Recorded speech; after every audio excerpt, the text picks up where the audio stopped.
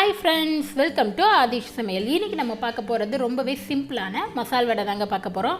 எப்போவுமே நம்ம மசால் வடை கடலப்பருப்பு ஊற வச்சு அரைச்சி தான் செய்வோம். ஆனால் நம்ம இன்றைக்கி கடலப்பருப்பு யூஸ் பண்ணி செய்ய போகிறதில்ல. எப்படி செய்கிறதுன்னு பார்க்கலாம் வாங்க. இப்போ நான் இங்கே ஒரு மிக்சர் ஜார் எடுத்திருக்கேன். இதில் 1 கப் அளவு பொட்டுக்கடலை எடுத்திருக்கேன். இதை சேர்த்துக்கலாம். இன்றைக்கி நம்ம மசால் வடை பொட்டுக்கடலை வச்சு தான் செய்ய போகிறோம்.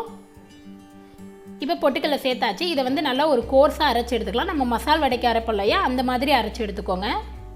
இப்போ பாருங்கள், அரைச்சாச்சு. நான் உங்கள்கிட்ட காட்டுறேன் பாருங்கள். இந்த அளவுக்கு நல்லா கொரகொரப்பாக அரைச்சி எடுத்துக்கோங்க. அப்போ தான் நமக்கு நல்ல மசால் வடை மாதிரி இருக்கும். பவுடராக இருந்தால் நமக்கு நல்லா இருக்காது. நல்லா கொரகொரப்பாக ஒன்றும் பாதிகமாக அரைச்சி எடுத்துக்கோங்க. இப்போ ஒரு பவுல் எடுத்துருக்கேன். இதில் அரைச்சி வச்ச பொட்டுக்கடலை மாவை சேர்த்துக்கலாம். இப்போ இதோட 1 கப் பொட்டுக்கடலைக்கு 1/2 கப் அரிசி மாவு கரெக்டாக இருக்கும். 1/2 கப் அரிசி மாவு சேர்த்துக்கலாம்.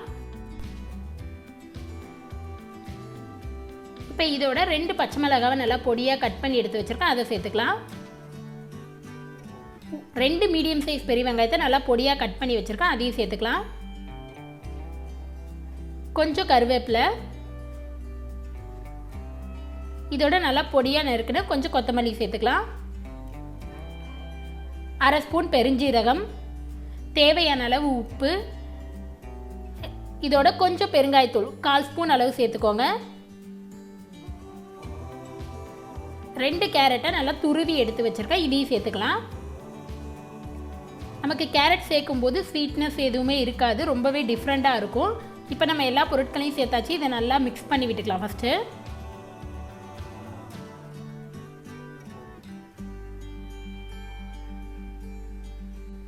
இப்போ எல்லாத்தையும் நல்லா மிக்ஸ் பண்ணியாச்சு. இதோட கொஞ்சம் தண்ணி தெளித்து நல்லா பிசைஞ்சு எடுத்துக்கலாம். நம்ம வடைக்கு பிசைகிற மாதிரியே பிசைஞ்சிக்கலாம்.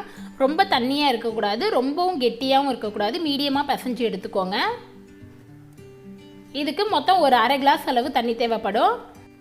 இப்போ நல்லா பிசைஞ்சாச்சு பாருங்கள். இந்த மாதிரி பிசைஞ்சு எடுத்துக்கோங்க. நம்ம கொஞ்சம் மாவு எடுத்து நல்லா உருண்டை பிடிக்கிறோன்னா நல்லா உருண்டை பிடிக்க வரணும். அந்த கன்சிஸ்டன்சி இருந்தால் நமக்கு போதும். இப்போ நமக்கு கரெக்டாக இருக்குது. இப்போ நம்ம வடை பிடிக்க ஆரம்பிச்சிடலாம். இப்போ ஃபஸ்ட்டு கொஞ்சம் மாவு எடுத்துக்கோங்க. இதை நல்லா உருண்டையாக உருட்டி எடுத்துக்கோங்க இதே மாதிரி. இப்போ இதை ஒரு கையில் வச்சுட்டு நல்லா அழுத்திக்கங்க. மசால் வடைக்கு நம்ம எப்படி ரெடி பண்ணுவோமோ அதே மாதிரி தான், அதே மொத்தம் இருந்தால் நமக்கு போதும். ரொம்ப மெலிசாகவும் இருக்கக்கூடாது. அந்த மாதிரி நல்லா தட்டி எடுத்துக்கோங்க. இப்போ வடை தட்டியாச்சு. இதை நம்ம பொரித்து எடுத்துடலாம். இப்போ இங்கே எண்ணெய் நல்லா சூடாகிடுச்சு. இதில் நம்ம தட்டி வச்ச மசால் வடையை சேர்த்துக்கலாம்.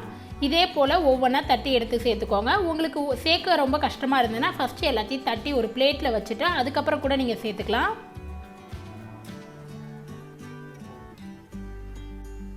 இப்போ எல்லாத்தையும் சேர்த்தாச்சு. இதை நல்லா பரட்டி விடுங்க. உடனே பரட்டாதீங்க, ஒரு நிமிஷம் விட்டு பரட்டுங்க. இப்போ இது நல்லா பரட்டி விட்டாச்சு. இப்போ இது நல்லா செவந்து வரணும், கோல்டன் ப்ரௌனாக ஆகி வரணும். அது வரையும் நம்ம வேக வச்சு எடுத்துக்கலாம். இப்போ நல்லா இங்கே செவந்து வந்துருச்சு பாருங்கள். நமக்கு பார்க்கவே மசால் வடை மாதிரி இருக்கும், நல்லாவே தெரியும். இப்போ இதை எடுத்து ஒரு பிளேட்டில் வச்சுக்கலாம். அவ்வளோதான் ஃப்ரெண்ட்ஸ், நம்மளோட மசால் வடை சூப்பராக ரெடி ஆகிடுச்சு. பாருங்கள், பார்க்கவும் சூப்பராக இருக்குது. டேஸ்ட்டும் அதே போல் தான் இருக்கும். எந்த டிஃப்ரென்ஸும் தெரியாது. நீங்கள் எதில் செஞ்சீங்கன்னு சொன்னால் மட்டும்தான் தெரியும். சடனாக யாராவது கெஸ்ட் வந்துட்டாங்கன்னா நீங்கள் இது 10 நிமிஷத்தில் செஞ்சிடலாம். கண்டிப்பாக நீங்களும் ட்ரை பண்ணி பாருங்கள். உங்களுக்கு இந்த வீடியோ பிடிச்சிருந்துச்சுன்னா லைக் பண்ணுங்கள், ஷேர் பண்ணுங்கள், கமெண்ட் பண்ணுங்கள், மறக்காமல் சப்ஸ்கிரைப் பண்ணுங்கள். கூடவே இருக்கிற பெல் பட்டனை ப்ரெஸ் பண்ணுங்கள். அப்போ தான் நான் எப்போ வீடியோ போட்டாலும் உங்களுக்கு நோட்டிஃபிகேஷன் வரும். நெக்ஸ்ட் ஒரு நல்ல ரெசிபியில் உங்களை பார்க்குறது வரைக்கும் பாய்.